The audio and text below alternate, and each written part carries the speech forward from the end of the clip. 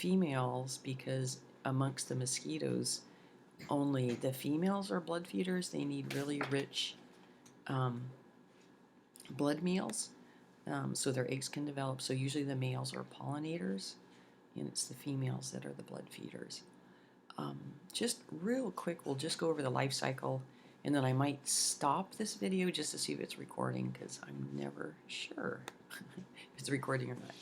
So the Plasmodium life cycle, and we'll be focusing primarily on Plasmodium falciparum in the lab, is pretty complicated.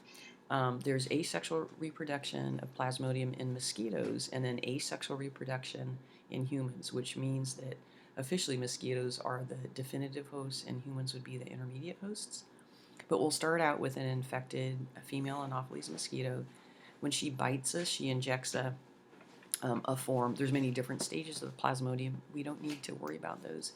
She injects us with the Plasmodium, and within about 30 minutes, the Plasmodium arrive at our livers, where they invade our liver cells and start replicating asexually. And that can take from between 8 to 14 days. And then the Plasmodium are released from the liver, and next they invade the red blood cells. So that's one of the classic ways of identifying malaria, is by taking a peripheral blood smear from your peripheral blood sample from your patient, making a smear and staining it. And what we're looking for are, excuse me, intracellular parasites within the red blood cells. So these red blood cells are staining purple. It's just the stain. And here we see this classic, what's called the ring form of the Plasmodium inside the red blood cells. So that's what we'll be looking for in lab for these parasitized red blood cells. So the Plasmodium replicates asexually within the red blood cells, and then depending on the species, every 2 to 3 days, the red blood cells will lyse, releasing lots of toxic molecules. This will trigger cells of our immune system to release those chemical messengers, those cytokines. And then we'll have the classic malaria attack, sometimes referred to as a paroxysm. This is for example, sudden onset of fever, chills, and then eventually sweating.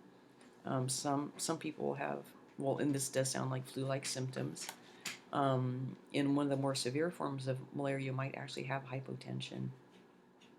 So as we can imagine, part of the damage is then if the red blood cells are being lysed every 2 to 3 days, your patient can end up with an anemia, which can be life-threatening. And then further damage occurs. The most virulent form, or the most virulent species of Plasmodium is Plasmodium falciparum. And one reason they can be so deadly is that when the red blood cells get infected with Plasmodium falciparum, the red blood cells will form these little knobs on the surfaces which have some of the Plasmodium protein in them. And then these knobby, bumpy red blood cells will bind to receptors on the surface of endothelial cells of capillaries. So you can end up with these infected red blood cells blocking blood flow. And this can be really serious, especially if it occurs in the brain. So Plasmodium falciparum is known to cause what's called cerebral malaria, and that can be rapidly fatal. So we have lysis of the red blood cells leading to anemia. We have blockage of blood vessels. The spleen will attempt to remove the infected red blood cells and destroy them. So that will add to the lysis of red blood cells. So often you'll get an enlarged spleen, splenomegaly. You can have, we had mentioned the anemia. We can have the cerebral malaria, blockage of blood vessels. In the cerebral malaria, we can have damage to kidneys. So this can be really severe, especially in non-immune patients who've never been exposed to malaria before. So then to continue the life cycle, the Plasmodium will infect new red blood cells and cause them to lyse, and this occurs over and over again until some of the Plasmodium, when they infect the red blood cells, they're going to form the first stage in sexual reproduction. So they'll form these intracellular gametocytes. There'll be a male and female gametocyte. Excuse me. So that subsequently, if a female Anopheles mosquito takes a blood meal from that infected patient, the mosquito sucks up the gametocytes. They mature into gametes in the mosquito's intestine. They'll fuse. They'll perform fertilization. They burrow into the intestinal wall of the mosquito, and it'll undergo further development, further replication, and eventually will migrate to the mosquito salivary gland. So the next time she takes a bite, she'll inject these new genetically unique Plasmodium into the next victim. So let's see here. Just some of the statistics. Malaria is one of the top infectious diseases worldwide, and it's one of the leading causes of death worldwide. And depending on your source, I found 200 million to 300 million cases each year worldwide, and leading to a million deaths each year. One book stated 1% death rates, meaning that for every 100 people that get infected, one of them will die. There's 4 to 5 different Plasmodium species. And again, the one we're most interested in is the Plasmodium falciparum. It's by far the worst, with the worst outcome. It represents about 15% of malarial cases. The other 3 species, Plasmodium ovale, Plasmodium vivax, and there's a Plasmodium malaria, I believe.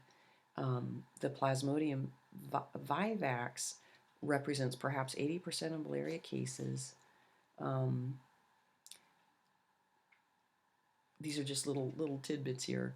Let me see here. So, one reason the Plasmodium falciparum might cause so much more damage than the other species is that it will infect red blood cells of all ages. In contrast, Plasmodium ovale will only infect older red blood cells, and Plasmodium vivax will only infect really young red blood cells. So they won't cause as severe of infections.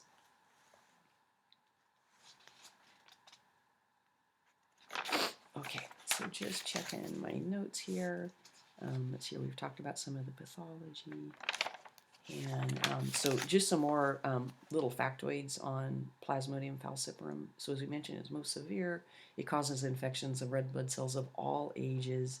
It's notorious for causing blockage of capillaries by those clumpy red blood cells. It can cause hemorrhage and necrosis, and especially in the brain, where we described it causes cerebral malaria. It can cause extensive hemolysis and kidney damage, leading to hemoglobinuria. This will cause dark urine to form, so sometimes Plasmodium falciparum malaria was described as blackwater fever. It can cause acute renal failure. In general, the malarias are described as either tertian malaria or quartan malaria. Tertian malaria is when you have a fever attack every 3rd day, so that's the Plasmodium that lyse the red blood cells every 48 hours. And then Plasmodium malaria will cause lysis of red blood cells every 72 hours, so every 4th day. So that's the so-called quartan malaria. With regard to tertian malaria, where you have lysis of red blood cells every 48 hours, the Plasmodium falciparum malaria is referred to as the malignant malaria because it can be rapidly fatal. And then the Plasmodium vivax and Plasmodium ovale are referred to as benign malaria, as they tend not to be as virulent and are more likely to cause chronic low-grade disease. It's fascinating, some of the human genetics. So Plasmodium have exerted natural selection on human populations for human genetic variants that are more resistant to malaria. So probably the most famous example are folks that carry the sickle cell allele. This is a mutation in the gene for the hemoglobin protein. With this mutation, when there's low oxygen concentrations, the sickle cell hemoglobin, it misfolds, is almost like the prion example. misfold, they stack, and they cause deformation of the red blood cells, and often causing the red blood cells to appear almost like sickles that used to be used in the old days to harvest grain. Um, these sickled red blood cells, they don't deform easily. They can get caught in capillaries. So folks that are homozygous, meaning they have two copies of the sickle cell allele, in the old days, often they wouldn't live into early adulthood because of all the damage caused from blocked blood flow. The advantage is, however, if you're a carrier, if you have just one sickle cell allele, different reports on why being a carrier is protective.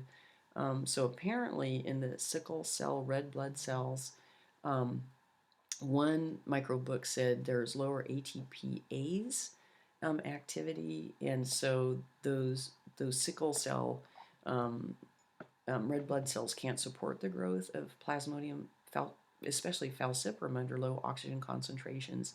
Another book stated that because the Plasmodium falciparum causes the red blood cells to get bumpy and attached to capillaries, that this sequestered them in tissues where there might be lower oxygen concentrations, and consequently, with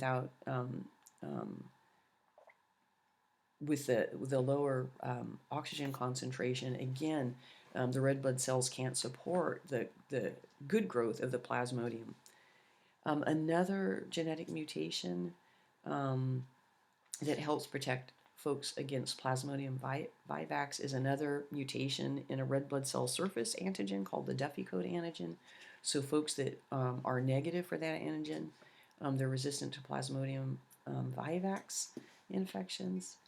And also folks that have a mutation and lack glucose 6-phosphate dehydrogenase are also resistant to some of the more severe effects of Plasmodium falciparum infections.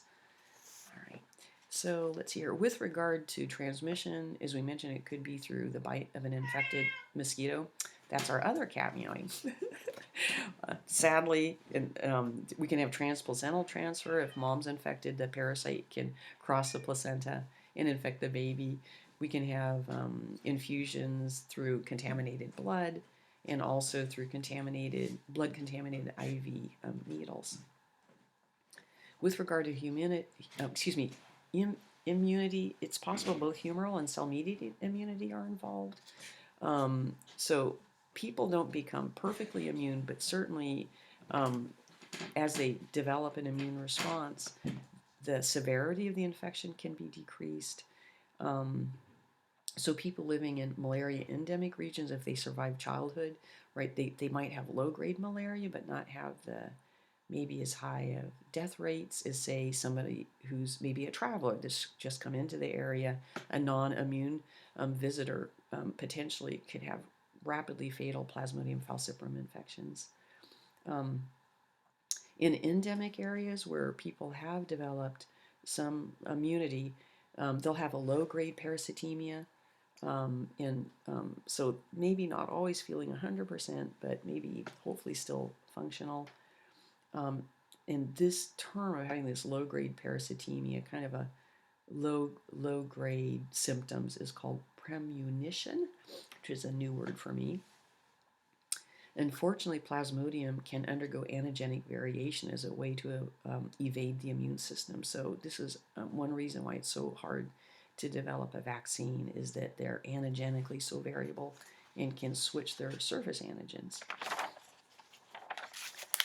Diagnosis usually is through blood smear, so we'll be looking at our Plasmodium falciparum blood smears. With regard to treatment, historically, indigenous people had used an extract. I think it's the cinchona tree, and the extract contains quinine, which has historically been used to prevent malaria. And just some little nerdy tidbits here. The mechanism of quinine is when the Plasmodium are living within the red blood cells, they bring hemoglobin into their cells through phagocytosis. So they'll have a food vacuole with hemoglobin in it, using it as a nutrient. Well, if the Plasmodium are exposed, to quinine, what happens is the quinine prevents the detoxification of the hemoglobin as it's getting broken down. So if the hemoglobin isn't detoxified by the plasmodium, it'll end up killing it. And that's a function of the quinine, is it prevents that detoxification. So we could say the quinine blocks heme detoxification. But unfortunately, there are now plasmodium that have become resistant to a lot of the quinine derivatives. And one way they do this is by having a pump that will simply pump the quinine derivative, for example, chloroquine, out of the food vacuole. And then the plasmodium can carry out their detoxification of the hemoglobin. Chloroquine resistance, especially in Plasmodium falciparum, is widespread. So it's really important if you're traveling to a malaria endemic area, you find out which species of Plasmodium is present and whether they're chloroquine resistant or not. Because ideally, you'd be on malaria prophylaxis. You'd be taking medications that would help prevent you from developing malaria if you are bitten by an infected mosquito. Okay, so I think we're going to leave that here. This is just from the CDC, just a nice example of the life cycle, the sexual life cycle within the mosquito, the definitive host, and then the asexual cycle within humans, which are considered an intermediate host. And just remember, folks, in humans, there's a liver stage and then the erythrocyte, the RBC stage. And here's one of our female Anopheles mosquitoes, and it looks like she's just taken a huge blood meal. Okay, we'll stop it right there, folks. And I think we'll do one last one on Trichonympha, which would be a bonus. Trichonympha is a symbiont, a mutualist of termites. And they're really cool because they produce cellulase, so termites can digest the wood the termites eat.